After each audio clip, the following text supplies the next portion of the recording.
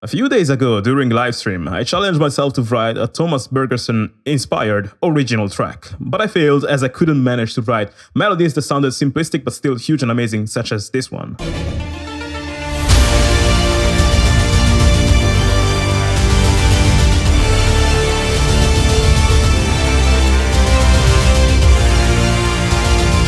That wonder of a track was None Shall Live, originally composed by Thomas Bergersen for his Two Steps From Hell project along with Nick Phoenix, and I tried to rewrite it by ear to see if I can figure out how the man manages to write the music that he writes. Now, this is the most simplistic cue that I know from Thomas Bergersen, but it still manages to sound incredibly huge and mind-blowing. And in writing this, I noticed why. So let me explain that. So let's do bit by bit. So we start with this intro, right? Now in this intro, we have a few elements that I'm not going to repeat over time in this song. First, there's Ostinato, which I'm playing with the high strings patch in Metropolis Arc 1. It stays the same for a while, then it goes up a few octaves. And then in the climax, it does a few melodies with the accents here.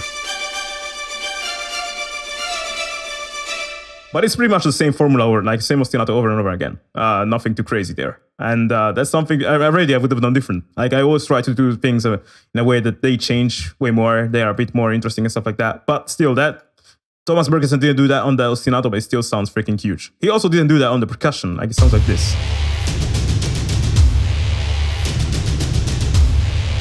You have this, which on one side is like a hit with a sort of tail underneath it. And then as the tail fades out like that, you have this percussive hits, I'd say.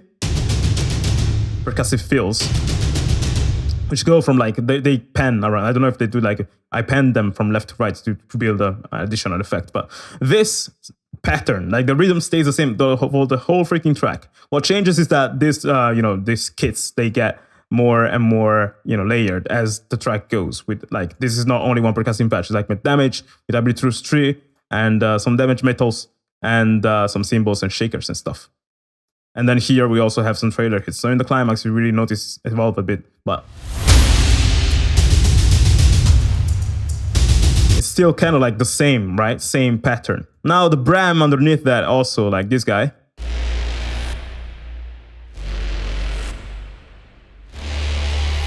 The way this changes is that this bram is done, I layered it with I don't know, a bass trombone, some sounds from arbitrus and stuff. And then I added this first stereo separation so that it starts mono and then it expands to stereo. And then I also added this volume automation to do a bit of a side chain. So it doesn't bam, bam, but it's it leaves space for the hit to come through. Which is what the bram does in Thomas Bergersen's track.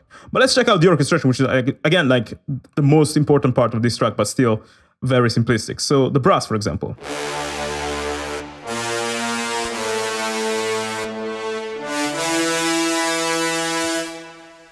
As you notice, it's bass trombones, French horns, and trumpet. They're all doing the same thing. Now, they do sound thick though. It's because at first we layered all the brass section together. Second, it's not only one bass trombone patch, it's two. There's Jaeger and Caspian from Performance Samples. Then there's the French horn, which are 9 French horns from Metropolis Arc 1 and 6 French horns from Century Brass from Edayo. So 15 French horns and then trumpets on top of that, and you really notice the impact of that. It's just huge, but that's not all.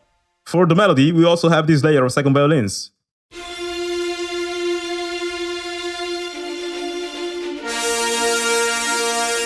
And this is something I noticed, something I saw in Daniel Babum's trailer course, which I highly recommend you to check out. If you want to get it, it's in the description of this video. Daniel Babum is a guy who writes trailer music like this, and he knows way more about this subject than I do. So if you check out his tutorial, his course there, you're gonna learn way more than you learn from me in trailer music. But yeah, so we have that. And then here we have this upheaval of emotion.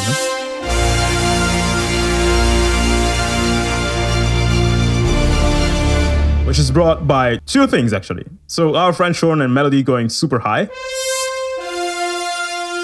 which is one thing, but also here we get something that gets introduced that wasn't there before, which is crucial to get a full sound, which is this.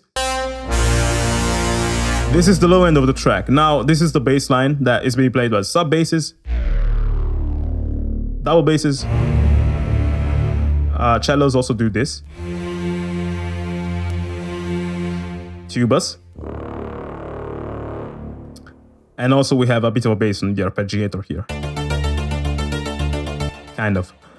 So all of that, like that sort of bass line there, which is made huge by all this layering, just brings about such a hugeness to the rest of the orchestration that wasn't there before. And you really feel it when the track, like when this part kicks in. You also hear it here.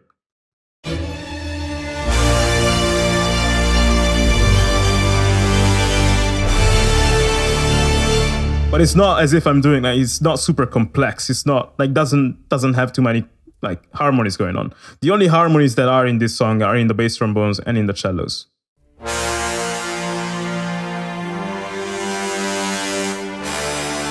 Like one part of them are following the bass line, but there's another that does independent movements that, you know, sometimes go along with the melody, sometimes they don't. But that's the only, like only the bass trombone and the cello have this. Like all the rest is either playing bass line or melody. It's all like thick and layered that way. And kept clear by the fact that, you know, Thomas Bergersen leaves the bass line for the instruments and have a low timbre and stuff like that. You know, it's not that he tries to fit, I don't know, the main melody on tubas. Also, another thing we have in the track to add more drive is this arpeggio.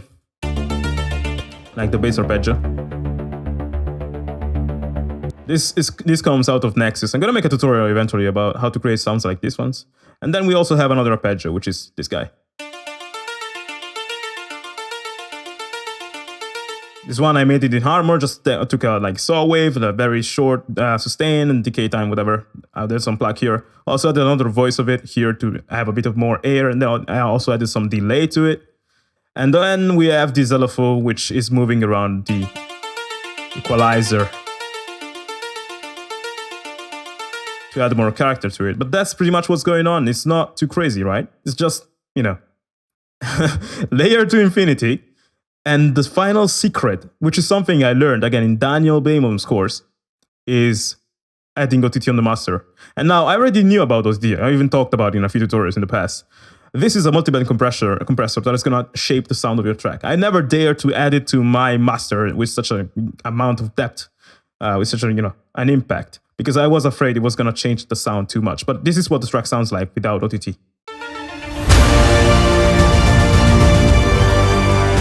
And this is with OTT.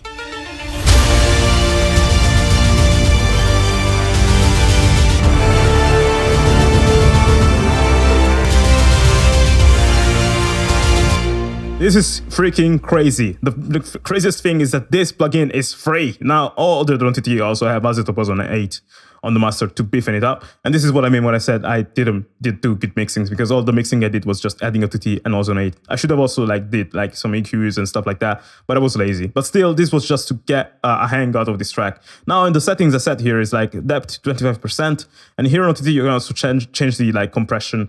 Since it's a multi-band compressor, you can change the compression it has on high end, mid range, and low range. So I increased a bit of the low range gain and the high end gain, and removed a lot of the mid range. So this is also what's responsible. The way this sounds when I add OTT is a consequence of how I decrease or increase the gain in certain bands. As I mentioned in my tutorial about mixing, the 2 mixing mistakes in epic orchestral music, one of the biggest problems in music like this one is an upheaval of mid-range frequencies. So if you add OTT on your master and you lower the mid-range frequencies like this and also increase the depth to 25%, you're gonna shape your track in a way that sounds a bit more, sounds better kind of. But again, this is a bit cheating, you know? So also you should do some mixing on the track itself, but that's how I managed to get this sound, and without having the track sound muddy. But as you saw, if I remove OTT, it's gonna sound muddy.